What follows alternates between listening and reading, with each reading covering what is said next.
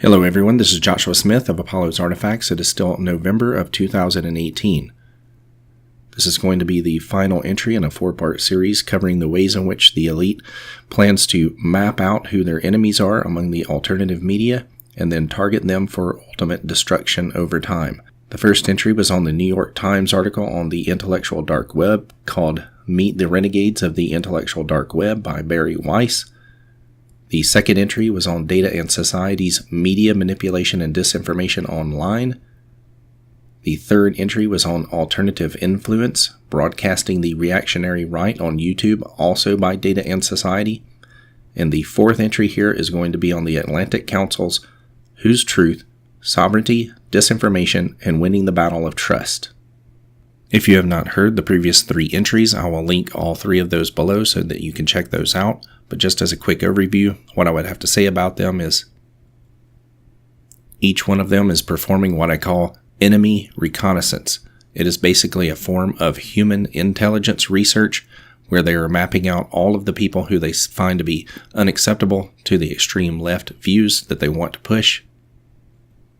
And the way that they create this enemies list is to simply label anyone who is opposed to far left ideology as the reactionary right, or to classify or categorize them as alt-right, even if they are mainline conservatives or libertarians. This fourth and final entry in this series is actually the best written, most sophisticated, and really raises all of the problems that the alternative media will be facing in the future to a whole new level. It actually still does fit within the overall rubric that I have set out for this series, which is related to the FBI's COINTEL program, the CIA's Operation Mockingbird program, and Cass Sunstein's call for cognitive infiltration. Essentially, all 4 of these works, but especially this one from the Atlantic Council, is indicative of the elitist mindset that opposes all of us who advocate freedom. This is the mindset of the Beltway Atlanticists, as I call them, the very technocratic elite that Eisenhower warned about in his final speech. When he also warned about the military-industrial complex, he also warned about a technocratic elite. Our military organization today bears little relation to that known of any of my predecessors in peacetime, or indeed by the fighting men of World War II or Korea. Until the latest of our world conflicts, the United States had no armaments industry. American makers of plowshares could, with time and as required, make swords as well. But we can no longer risk emergency improvisation of national defense. We have been compelled to create a permanent armaments industry of vast proportions. Added to this, 3.5 million men and women are directly engaged in the defense establishment. We annually spend on military security alone more than the net income of all United States corporations. Now, this conjunction of an immense military establishment and a large arms industry is new in the American experience. The total influence, economic, political, even spiritual, is felt in every city, every state house, every office of the federal government. We recognize the imperative need for this development, yet we must not fail to comprehend its grave implications. Our toil, resources, and livelihood are all involved. So is the very structure of our society. In the councils of government, we must guard against the acquisition of unwarranted influence, whether sought or unsought, by the military-industrial complex. The potential for the disastrous rise of misplaced power exists and will persist. We must never let the weight of this combination endanger our liberties or democratic processes. We should take nothing for granted. Only an alert and knowledgeable citizenry can compel the proper meshing of the huge industrial and military machinery of defense with our peaceful methods and goals, so that security and liberty may prosper together. Akin to and largely responsible for the sweeping changes in our industrial military posture has been the technological revolution during recent decades. In this revolution, research has become central. It also becomes more formalized, complex, and costly. A steadily increasing share is conducted for, by, or at the direction of the federal government. Today, the solitary inventor, tinkering in his shop, has been overshadowed by task forces of scientists in laboratories and testing fields. In the same fashion, the free university, historically the fountainhead of free ideas and scientific discovery, has experienced a revolution in the conduct of research. Partly because of the huge costs involved, a government contract becomes virtually a substitute for intellectual curiosity. For every old blackboard, there are now hundreds of new electronic computers. The prospect of domination of the nation's scholars by federal employment, project allocations, and the power of money is ever present and is gravely to be regarded. Yet in holding scientific research and discovery in respect, as we should, we must also be alert to the equal and opposite danger that public policy could itself become the captive of a scientific, technological elite. It is the task of statesmanship to mold, to balance, and to integrate these and other forces, new and old, within the principles of our democratic system, ever aiming toward the supreme goals of our free society. They are all ultimately believers in what is called social construct theory, and following from that, they also believe in social control, manipulation, management from above, and theories of what is called rational planning for society. This is where you not only get 1984's Big Brother, but you also get the nanny state, which was advocated by the former New York City Mayor Bloomberg, who called himself a Republican, but he wanted to tell you how big your drinks could be. This is a 24-page document. It comes out in basically what I would call a univalent mode of analysis. It laments, as did the other 3 articles that I've covered already, the loss of a captive audience for the elite to where they could simply speak down to or talk at us as the victim class. The core of their argument is about the ability of the elite to rule over the hoi polloi masses. In what may come as no surprise whatsoever, the Atlantic Council's funders are very similar to those that you find behind Data and Society. When you look down the list of their former executive vice chairs, directors, honorary directors, and so on, they come from these same cliquish establishment types who want to rule over us all. They are all part of the Washington, D.C., New York City, and Los Angeles alliance that we have to face again and again and again and again. But never lose hope, because they can be defeated. This report was published in September of 2018 by an Australian named John T. Watts. It was a production of what is called the Sovereign Challenge Conference, which is held each year. Immediately in the introduction, we find out that the stakes are raised here far beyond anything related to, say, Hillary Clinton or social justice warriors or NPCs or the midterm elections or the upcoming 2020 presidential election.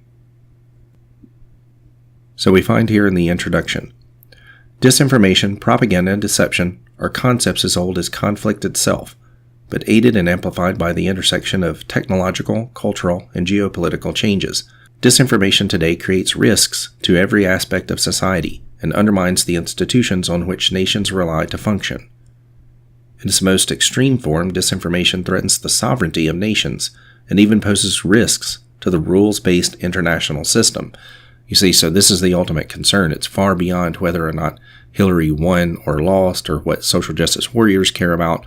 They're now making it an issue of the survival of the nation-state system itself, which would mean, by definition, people who disrupt this are enemies of the state. Scope and significance that disinformation has played in recent military conflicts, domestic policies, and international affairs has made the topic a particularly relevant focus for the U.S. Special Operations Command 2018 Annual Sovereign Challenge Conference. Established in 2005, the Sovereign Challenge Program assists allied and partner nations in understanding and preparing for the threats to their sovereignty by bringing together international defense attachés and other national security diplomats from across Washington with experts drawn from academia, business, media, and government. No shock there on any point, right? Disinformation presents a particularly interesting challenge for governments to consider. Much of the impact of and responses to disinformation fall outside of the roles and responsibilities of government organizations. Yet the implications of disinformation campaigns create a multitude of risks and threats that governments must understand and be prepared for. The first-order effects of disinformation mostly impact individuals and communities in political and cultural ways. Note here, of course, he is not going to refer to far left-wing professors systematically deceiving their students as disinformation, propaganda, or deception, nor is he going to refer to what the mainstream media does on a daily basis as systematic disinformation. But collectively, the second and third order effects create a much greater risk to the, quote, entire system. And by entire system, he is here referring to what I would say is the neoconservative and neoliberal alliance across the left and right, what some people call the unitary party, or two wings on the same bird of prey.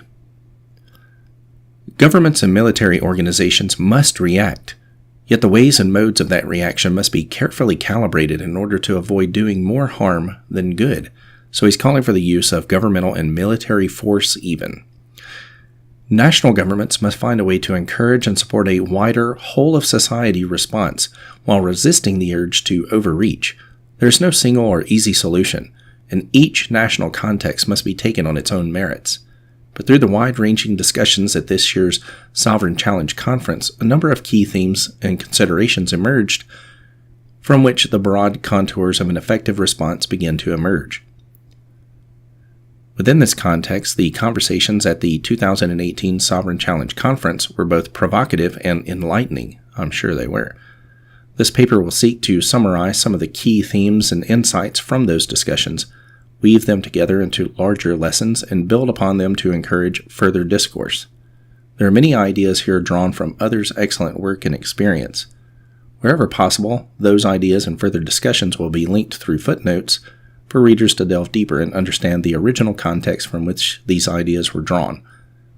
This paper owes much to all the speakers and participants of that conference, as without them, the paper and the ideas it contains would not have come to be. So the first section begins on page 3, titled Sovereignty and Trust in a Complex Information Environment.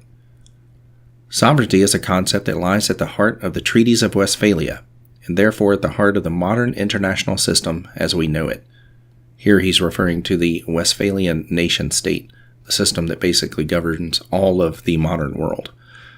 But he also has a footnote linked here, and when you follow down to the footnote, what you find is he is citing Richard N. Haas, who wrote World Order 2.0, The Case for Sovereign Obligation in Foreign Affairs magazine. For those who don't know, Foreign Affairs magazine is a publication of the Council on Foreign Relations. Haas has of course been the president of the CFR from 2003 until present. And basically what he wants is for the United States to act as the global sheriff of the world. And that is a problem, again, as I said, that runs through the neocon and neolib alliance, both on the left and the right of the so-called political spectrum. You have to remember that the information war that we are all caught up in fact, the very one into which all of us were born, because it has been going on for many, many years before our lives even started. And it is one in which, of course, elections do have consequences, but in many ways, elections are somewhat inconsequential because they happen on such a long-term scale. The bigger issue of concern is the world of ideas. That's why we always have to deal not just with history, but with philosophy as well, and we always have to combat ideology. Jumping back to the paper here, he continues, "It is essential for the orderly conduct of international affairs and has been a key feature of the relative peace and security experienced by the world in modern times." Of course, that's peace and security if you're bombing other countries all the time and you don't count those other countries, which of course has been happening from these Western nations as led by this neocon and neolib alliance for many, many decades now. He continues, "However, it has been challenged repeatedly, and academics have prematurely declared an end to its modern relevance more than once." He's referring here, of course, to Fukuyama's famous end of history claims after the fall of the Soviet Empire, that there would be no further major challenges ahead for this neolib-neocon alliance. Today, those challenges are greater than ever, as rising powers seek to revise key tenets of the international rules-based system, as geographically dispersed religious and ideological extremist movements grow around the world, and as technology connects individuals in new and powerful ways. The concept of sovereignty faces greater challenges now than it ever has in the past. Many of the challenges to sovereignty are not new, but the size, scope, and implications of those challenges today are sufficiently significant that they have developed new characteristics, and now have the potential to be destabilizing. So you can obviously read from this what he's getting at, what some people refer to as the New World Order, but if you're not a conspiracy theorist and you don't like the New World Order concept, you are still dealing with a global cryptocracy, a global elite, which values a particular form of stability that's stable for those who are at the top in the management classes of society, but very unstable for everyone else who is below that. And that would indicate that, of course, their goal is to keep us all divided, all of the people below their categories, right? So then that's why they have us divided on social justice warrior issues. They have people divided about economics, about the haves and the have-nots and the 1% and all this sort of nonsense. And identity politics has been a great creature for them to use against the people to keep everyone fractured and disorganized and combating against one another over all kinds of matters, some of which are consequential, others of which are not. Back to the article here.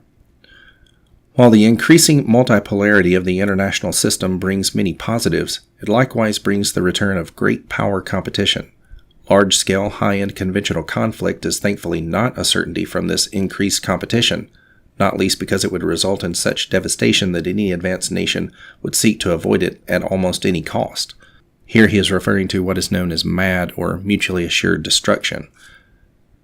However, the multipolarity in this new environment is volatile, and the need to achieve strategic aims without risking conventional conflict has fueled the development of hybrid capabilities that destabilize and undermine adversaries without breaching the threshold of open confrontation. So he's talking about hacking into computer systems and things like that and implanting viruses like the Stuxnet virus. This has reinvigorated the need for and utility of proxies. Here I think he would be referring to as bots and various versions of low-level artificial intelligence, and has coincided with the emergence of potent and disruptive technologies that empower actors in new and meaningful ways. And contemplate what he's angling for here in this next paragraph.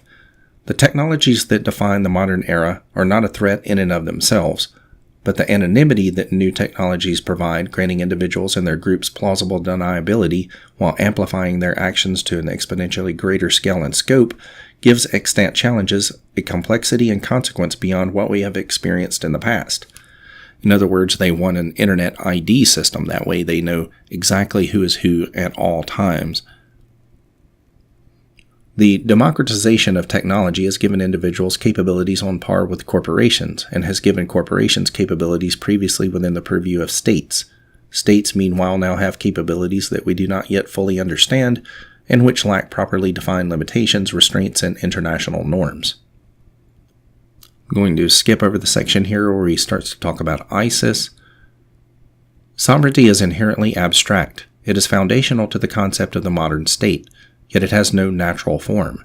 It relies on acceptance and recognition by individual citizens, organizations, and other nation states. In other words, it's reliant upon propaganda. It is made tangible and real by the national institutions that carry out actions on the state's behalf. In other words, power flows through the barrel of a gun. Fulfill the state's obligations to its people. This part is entirely untrue. The state actually has no obligations to the people.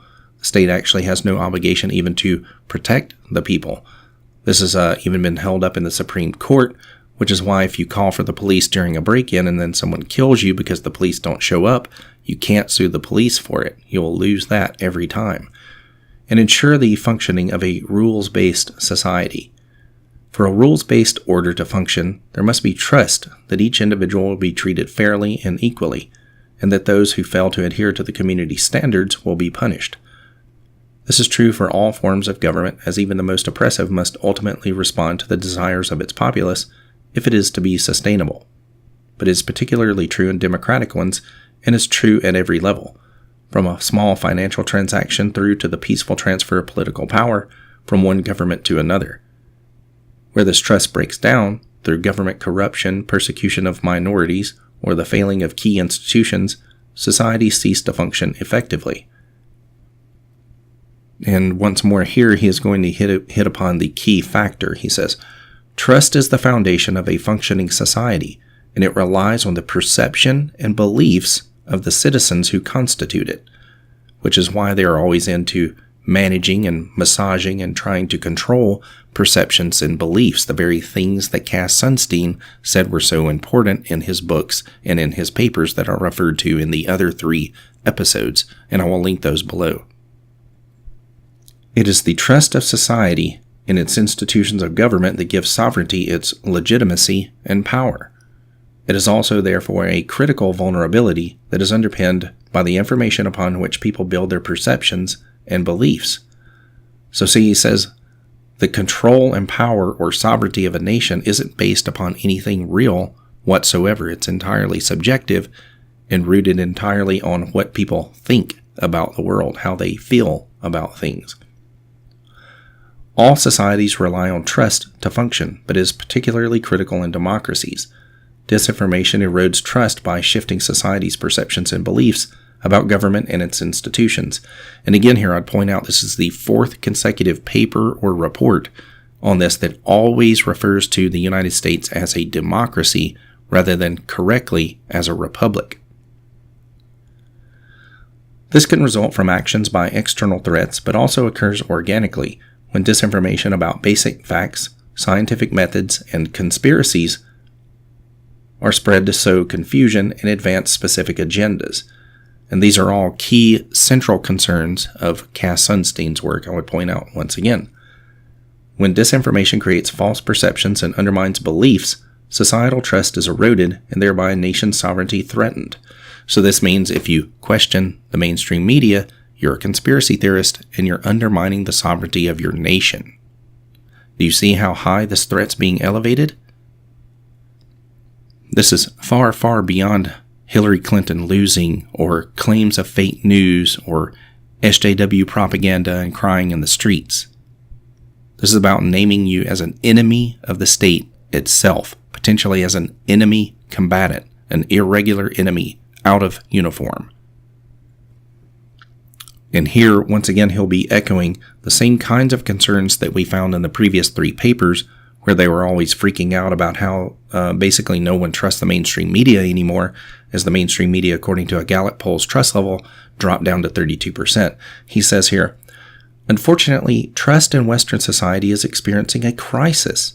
The 2018 Edelman Trust Barometer has tracked this erosion, showing a 30% drop in trust in government over the last year in the United States. The Trust Index shows that average trust in institutions, including government, media, non-governmental organizations, NGOs, and business, among the general population dropped from 52% in 2017 to 43% in 2018, the steepest decline they have measured in a country. And I would point out here that where he is distraught about this, there are many, many thousands, even millions of people who are simply overjoyed about this because they're sick and tired of the lies. Among the, what he puts in scare quotes, informed public, in capital I, capital P, that same trust plummeted from 68% to 45% over the same period. These findings, particularly around trust in media, are reinforced by studies done by Gallup and Pew Research Center. Skipping over to page 5 now, for those who are following in paper format or on PDF, it should be noted that globally, the trust index barely changed at all, and in some places actually increased, including in China, South Korea, and Indonesia. So he doesn't even bat an eye here that the so-called trust index increased in China, where President Xi is upping his levels of Chinese communist propaganda to entirely new levels, where he's actually developed what people are calling Xi thought, sort of like Mao Zedong thought or Deng Xiaoping thought. And he's propagandizing the Chinese people to levels that are completely astronomical. He's enforcing this across the board through businesses, through their elementary schools, through their university system, everything. It is unreal. And those with this Atlanticist mentality that I'm talking about, sort of the Beltway mindset, there's a part of them that actually really admires that whole concept, that they would really like to be able to enforce a sort of an Atlanticist thought indoctrination system, even worse than the educational system that we already have in place now. And before skipping over to the next section, I'll also point out that if you look to his footnotes here at the bottom of this page, he is citing Nate Silver, who's a far left-wing hack, and Richard N. Haas, once again, of World Order 2.0, basically the concept for the New World Order. The next section is called Information Overload. A thorough discussion of the growth of disinformation in the modern information ecosystem raises larger and more difficult questions. In any examination of disinformation, it is inevitable to note that disinformation, censorship, and propaganda are nothing new.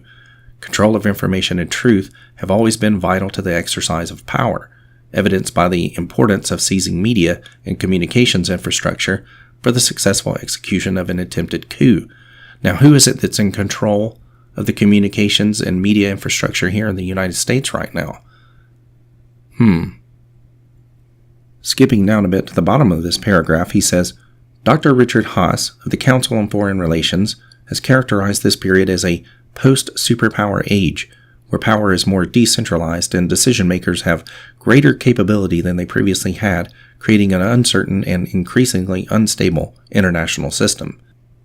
It may be that rather than disinformation, the power and influence of disinformation has appeared to be larger than it would be otherwise because of the vulnerability of the international system and subsequent fragility in its institutions. The ascendancy of disinformation and its political ramifications could arise as a result of a paradigm shift we are experiencing, but have simply not yet adapted to. In his book, The Signal and the Noise, Nate Silver argues that the disruption we are currently experiencing is no different from the information overload experienced after the creation of the printing press in 1440. Silver argues that the sudden accessibility of large quantities of information can overwhelm society. He argues that too much useless and poor quality information results in increased isolation and polarization, driving people to down-select, that is, actively reduce the number of choices they consider to limited sources of information and simplify narratives that fit our preconceived biases. In other words, this Beltway mentality or Atlanticist mentality wants you to have social managers. They have certain people who have to be labeled as those who cannot be trusted. You have to unperson certain people like Alex Jones of InfoWars and many, many others in the lead up to the most recent midterm elections. And also a note here that these people expressed no concern at all that back in the 1980s when I was a child growing up that we only had 3 or 4 channels from which we could receive information. Was that not some kind of artificial limitation on information? Is that not what they're wanting to impose upon us now? They're very upset that we have all these extra information sources. Very strange. As I skip ahead a bit to page 6, we find things here that Orwellian simply does not even begin to cover it, related to gatekeeping notions. He says here, incidents can be broadcast around the world in real time from smartphones, while their appearance of being live and on the ground give them a veneer of authenticity. So, are they authentic or are they inauthentic if they're live and actually on the ground? Do you not find this very strange verbiage to use? His final sentence in this paragraph sounds exactly like something that we already found in the Data and Society reports that I covered earlier. He says, As professional curators and gatekeepers dwindle and are replaced by self-appointed and unaccountable ones, individuals are forced to assess information in ways for which they are not trained. In other words, you're too stupid to know the difference between facts and truth and falsehood and evidence and reason and so on. What you really need is a group of experts who will manage your beliefs for you. They'll manage your perceptions. They'll manage your ideas because you're just not qualified to do that. And I'll move down to midway of the next paragraph where he says, the ability for individuals to find others with specific, niche, and sometimes fringe interests and beliefs has allowed a multitude of internet-enabled subcultures to develop. Most of these are benign, but technology works equally well for the benign and the malign, and those with radical and extremist views have been empowered as much as everyday hobbyists. Well, it's true there are lots of jihadis online and some Nazis are online as well. These online subcultures create echo chambers where views are validated and reinforced, and individuals are incentivized within those subcultures to develop and amplify the core beliefs of the group. Now look what he moves into here though. Not jihadis or Nazis. In many cases, these groups have directly contributed to the erosion of established facts, in pursuit of their beliefs, such as with many truthers, chemtrailers, and anti-vaxxers, and other conspiracy theorists who believe that commonly held facts are inherent lies. These issues are often underpinned by pseudoscience and selective research, as well as the misinterpretation of publicly available information, which has been taken out of context. Often the concepts are given greater credibility and publicity through endorsement by high-profile public figures. So in other words, he's telling you, trust Big Pharma, trust the mainstream media, don't ask any questions, or you're a kooky conspiracy theorist. Advancing ahead to page 9, for the final sentence of the second paragraph, he says here, once again, the need for independent and credible gatekeepers, along with individuals committed to facts-based content generation, will determine the ultimate effects. So once more, for the fourth consecutive time, we have this report or paper or article calling for gatekeepers and for people to be boundary policing. And he goes on to sort of try to brainstorm various ideas about how to engage in this boundary policing and gatekeeping by coming up with perhaps a grading system for who tells the truth and who does not. And he cites as his evidence that CNN and Washington Post have doubled their efforts to make sure that they're bringing us the truth.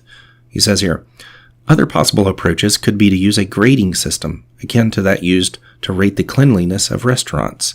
But the more organizations invest in fact-checking, even if it is just for marketing purposes, the greater the likelihood the foundations for rational debate can be reestablished. Well, what I would say to this is many would simply celebrate having an F rating.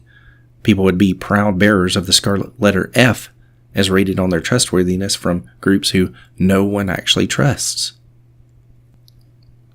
Over on page 10, he goes on to complain about how many people who are fighting on the side of freedom and against the establishment controllers are becoming really popular around the world. He says, it is appropriate that they are held accountable. After all, their platforms engage so many people across the globe and empower individuals to reach huge populations. But there are assumptions built into their algorithms that actively and automatically curate the information people are exposed to and therefore have a material effect on their perspective on facts and truth. Moreover, it is their approach to advertising and rewarding content producers that form much of the incentive structure that needs to be corrected.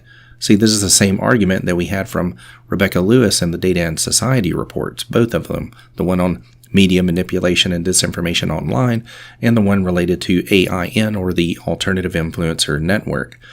And basically what it boils down to is that unapproved popularity is wrongthink, and they must figure out a way to disincentivize that and indeed punish the people who become popular in that way.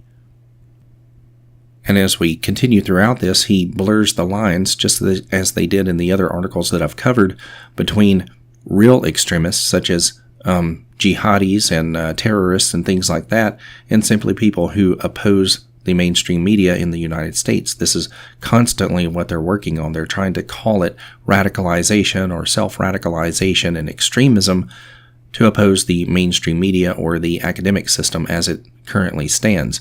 They want to associate it with people who are actual terrorists and want to commit mass murder.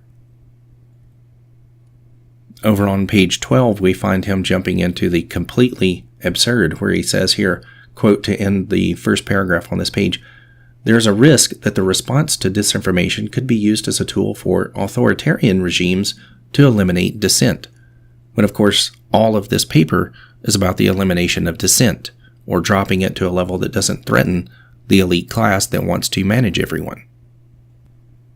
Skipping ahead once again to page 14, final paragraph, we find him here saying that facts themselves are not sufficient to combat disinformation.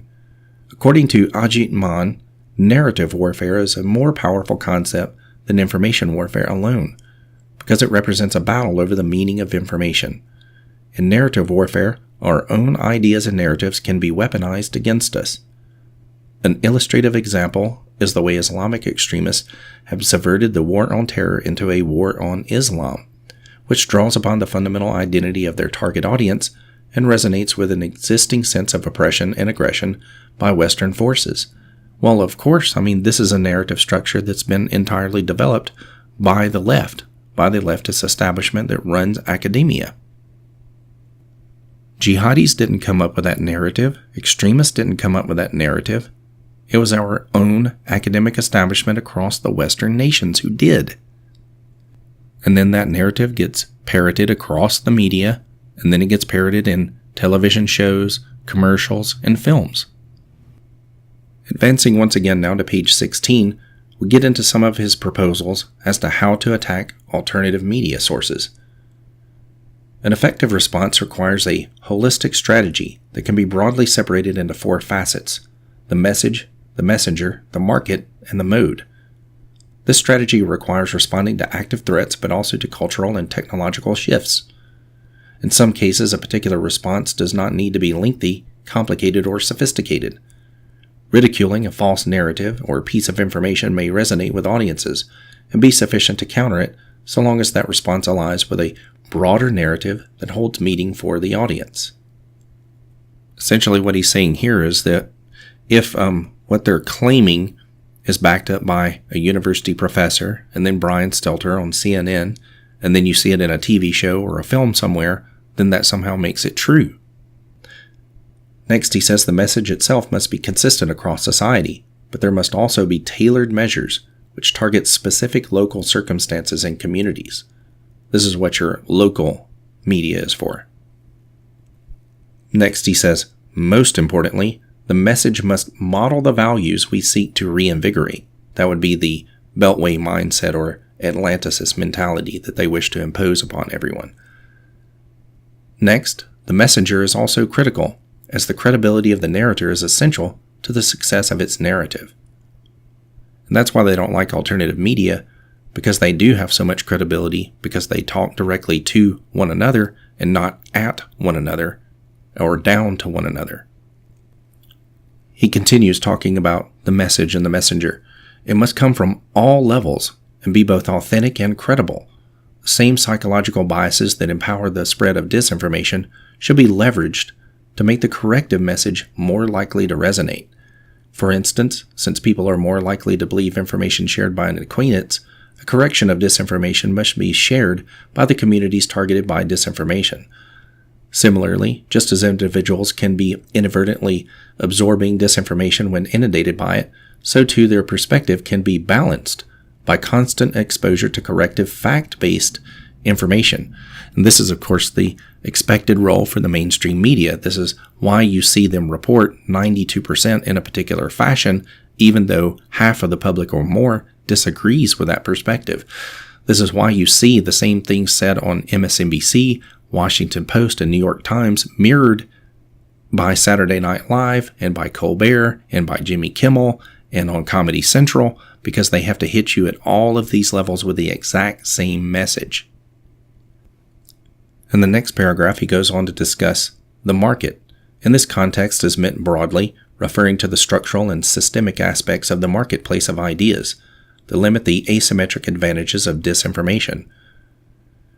In some ways, this is literal. The economic incentives of how the new media and information environment operates needs to mature, with regulators, advertisers, and audience putting pressure on the content producers and broadcasters to better filter the quality and character of the information they provide.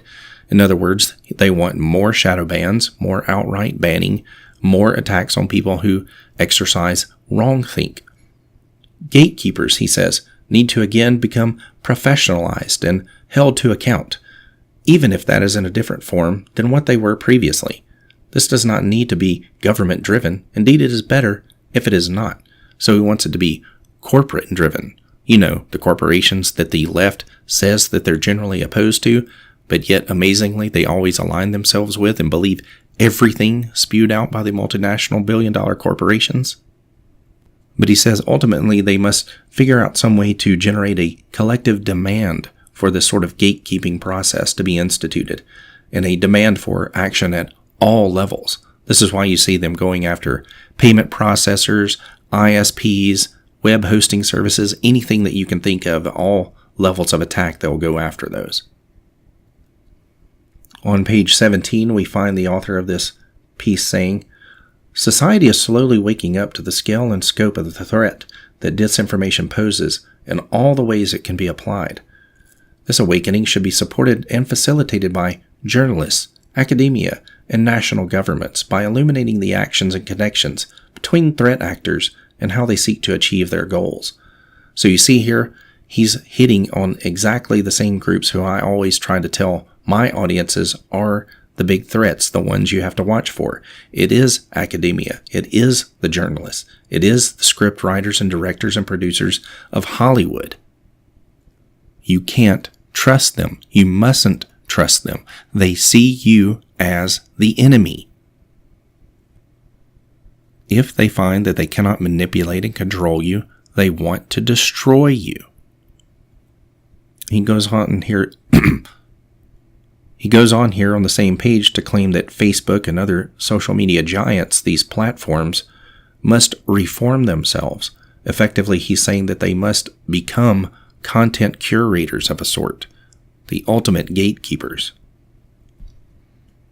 And the paper becomes even more frightening as he continues here on page 18, where he says here, more generally, there may need to be a conceptual rethink around personal data and privacy. In other words, they want to spy on you more and more through more and more sources. And we have a number of very revelatory phrases used on this particular page where he says here, nonetheless, a maintenance of the long-term objectives and smart responses by those who appreciate the significance of the issues will accelerate society's rebound from the current disruption. You see, so you can't be allowed to talk about truthful things with one another or question what the mainstream media or academia has to say, because that is a disruption. He points out here that government must play a critical but limited role. In other words, he wants them to sort of operate in secrecy as much as possible. He adds that new and emerging technologies and businesses must be regulated and held accountable by elected officials, particularly where they impact public interests. This is no different from the regulation of pollution, fair business practices, or safety regulations for personal transport. In other words, they want to curate, regulate, and control everything that you say and everything that you think about. They want to set the bounds of the thinkable. Like Tom Woods calls it the 3x5 card of allowable opinion. And one of the things that jumps out across all four of these papers or articles or reports, whichever you wish to call them, is that they are always extraordinarily pedantic and they simply don't get it. They do not understand why anyone would ever oppose their worldview. They can't conceive of the possibility that people would reject that which they want to impose on everyone. On page 20, we find him saying here, at the top of this spectrum, think tanks, research institutions, and academia have a critical role in understanding the nature of the challenges, developing specific responses, and educating the general public. See, they look down on you, on all of us, because they think that we're stupid, we're ignorant, we can't make it on our own without them telling us what we're allowed to think about. On the same page, he says, WikiLeaks, for instance, operates with the perceived credibility of being an objective agent of global transparency. And yet WikiLeaks also has been highly selective in the way that it uses information for its own agendas, while also maintaining links to the Kremlin, which of course he does not prove here. He doesn't cite anything. He just makes the outlandish claim that it has links to the Kremlin. Moving down a bit further, I find him saying here, as the number of professional, quote, gatekeepers has been eroded, those who remain are more vital than ever. And for some strange reason here, he made gatekeepers a hyphenated word this time rather than one word, which he had done throughout the rest of the document. Very bizarre. And skipping ahead a bit, he says here on the same page, this means they should consider disabling commentary systems, the function of allowing the general public to leave comments beneath a particular media item. So when they put out something that's blatantly untrue, people can't question it at the bottom of it. That's why they, at the Scientific American and Popular Mechanics and these other magazines, they all turned theirs off because people were asking too many questions and pointing out too many flaws with the outrageous things they often claim in those. He says here, and be careful to refer to the spreading of false information and providing a fact-based correction without explicitly repeating the false message itself. And I would just point out here that no, this actually enrages people when you do this, and it causes them to either not share your articles at all or not read them or just send them with negative comments to other people through Twitter or Facebook. Rather obscenely and laughably on page 21, we find him claiming here that if all of these things can be put into place that he's advocating, this can lead to the reestablishment of some degree of shared facts. Then serious policy debate can resume, because there's no serious policy debates taking place right now, according to the Atlanticist mentality. And in his conclusion, he goes on to simply reassert many of the things that he's already said, sort of a recap of the entire paper, and then he just reiterates that the real need of the establishment is to safeguard the sovereignty of all nations. Therefore, we can't have people asking any uncomfortable questions in the future. And just for me, speaking personally, I would say that I rather resent the idea of a staff officer from the Australian Department of Defense coming over here and lecturing us about the ideas of sovereignty and freedom and liberty when he comes from a land that has a very poor relationship with freedom, and they have no gun rights over there either. So, if you enjoyed this type of analysis, please be sure to like, subscribe, and share. I'd also like to point out to the audience that I am going to begin working soon on a rather lengthy review of Jay Dyer's outstanding book called Esoteric Hollywood. I hope to have that out in early December. But before I end this episode, I would like to add a couple of short addendums to this analysis. I would like to look at some of the review work from the great historian David Gordon of the Mises Institute. In 2015, he wrote a review of some of the work of Cass Sunstein on libertarian paternalism. And I'll just read a few selections from this to try to drive the point home about the problem with the Atlanticist and Beltway mentality, the mentality represented by the Cass Sunsteins of the world. David says here, most often the state compels you to do things, not because these things are supposed to be good for you, but because they fulfill the state's purposes. The state doesn't take your money to help you. Sometimes, though, the state does pass laws that claim to restrict people for their own good, e.g. laws that forbid use of certain drugs that are supposed to be bad for your health. Laws of this kind are called paternalistic laws. And as I pointed out earlier in this, it's sort of the Mayor Bloomberg thing about telling you how large of a drink that you can purchase. Libertarians, of course, oppose paternalism, but it is not only libertarians who reject it. It is at odds with the entire heritage of classical liberalism. John Stuart Mill famously opposed paternalism in On Liberty, and it is Cass Sunstein's principal aim in Why Nudge, The Politics of Libertarian Paternalism, to cast doubt on Mill's canonical statement of anti-paternalism, the harm principle. This principle is the following. The only purpose for which power may be rightfully exercised over any member of a civilized community against his will is to prevent harm to others. His own good, either physical or mental, is not a sufficient warrant. And Sunstein, like so many others, just like all of the authors of the previous 4 documents that I've covered on this, they want to be those who sit up on high and rationally reorder society. They want to manage and control society. And really the question we have to ask as the public is, who is it to sit upon such a high throne and decide what is good and what is rational and what is not for the public to engage in? Later in his review piece here, David points out that what Sunstein is calling nudges are actually just government force by another name. He says here, these forms include nudges, understood as initiatives to maintain freedom of choice while also steering people's decisions in the so-called right direction, as judged by people themselves. The nudges, here explained, invade people's freedom less than other paternalistic measures, but this hardly suffices to make them libertarian. By similar reasoning, one could call a robber who refrained from murdering his victims a libertarian aggressor or libertarian robber. Skipping down a bit more here, David says, the objection I here have in mind differs from one that Sunstein does consider. Sunstein knows full well that government officials are also subject to cognitive mistakes and have their own agendas. Incredibly, his response is that technocrats are more likely than the public to be influenced by rational System 2 thinking. He says, quote, a large virtue of technocrats in government, specialists in science, economics, and law, is that they can help overcome some of the errors that might otherwise influence public or private judgments, end quote. He does generously allow, though, that biases of the government officials require further study.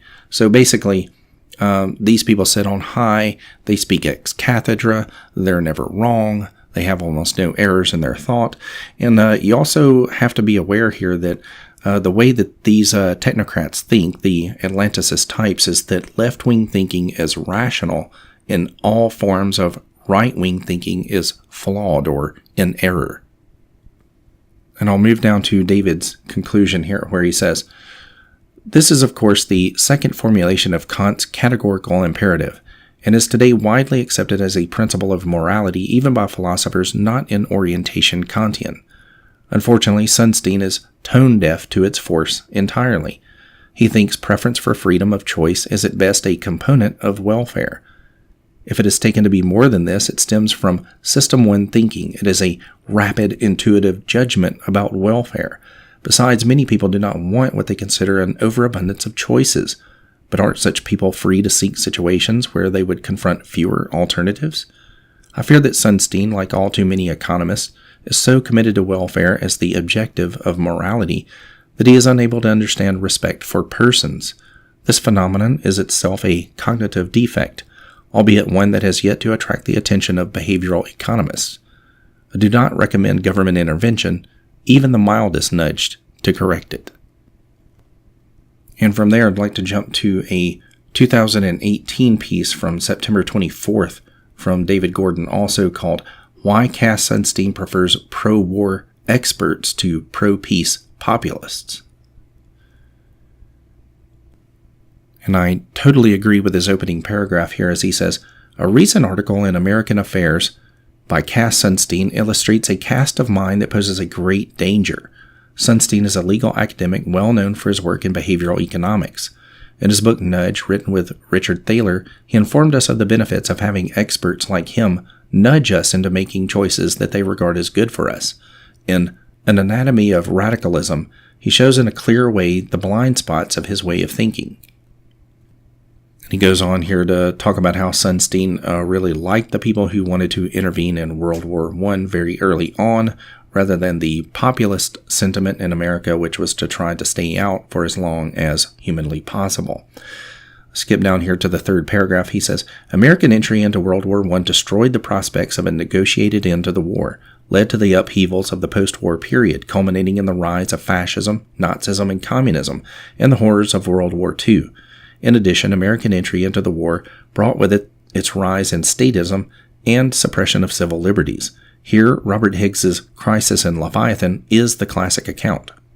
Bourne's prescience in opposing America's entry into the war is of no interest to Sunstein. For him, what matters is that Bourne lost influence because of his stand against the war and was thus rendered ineffective. Skipping down another couple of paragraphs, Gordon says, Not only was Lippmann more effective than the impractical dreamer Born, his ideas are very much to Sunstein's liking. Lippmann, like Sunstein, was a technocrat who thought that the masses needed to be guided by experts. Lippmann's most important work is a plea for a heavily qualified kind of technocracy. Lippmann was a Democrat, but a disaffected one, in the sense that the whole idea of self-government seemed to him misleading and simplistic. In his view, we need a stronger role for scientists and experts capable of overcoming the inevitable ignorance of the public. Do you see how much this seems to come back over and over and over again? That the expert class thinks that everyone else is a bunch of idiots. This was a very common mindset, too, found in the 1950s, where they always thought that you could have these rational planned societies, a rational planned economy, and so on and so forth. And as I move down a bit more here, we find him saying, Lippmann insists on a larger role for technocrats who are subject to representative government, but who can disregard the people's beliefs in various pseudo-environments and help public officials to deal with the world as it actually is. The real sequence should be one where the disinterested expert first finds and formulates the facts for the man of action, with pride a place for the experimental method in social science. And I would say here, this is basically just leftism delivered on a platter.